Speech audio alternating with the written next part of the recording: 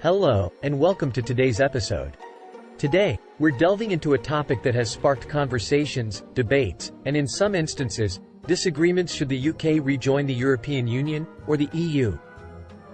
This is a complex issue with many facets, so let's begin.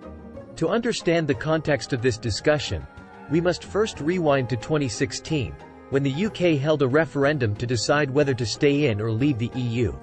In a narrow verdict, the UK voted to leave, sparking a political and economic process known as Brexit. The EU and the UK. The EU, a political and economic union of 27 European countries, has been a significant part of the UK's history since 1973 when it first joined. But why did the UK decide to leave? The reasons varied, from concerns about sovereignty and immigration to economic regulations and contributions to the EU budget. The impacts of Brexit. Since officially leaving the EU in 2020, the UK has faced a series of changes. Among them are disruptions in trade due to new customs arrangements, changes in immigration rules, and the loss of access to certain EU programs. The case for rejoining the EU. Now, let's look at the arguments for the UK rejoining the EU. Some advocate for re-entry due to economic reasons.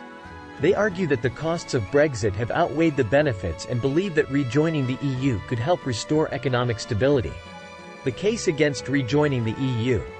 On the other hand, there are arguments against rejoining the EU.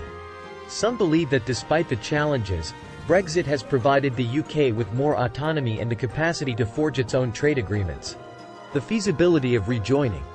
But is rejoining the EU even feasible? From a legal standpoint, it is possible, but it would require negotiations and likely, concessions. Moreover, public opinion and political will would play a crucial role. Conclusion. So, should the UK rejoin the EU? The question is not simple, and the answer depends on one's perspective. What is clear is that any decision will have significant implications for the UK and its relationship with Europe. Thank you for watching this video.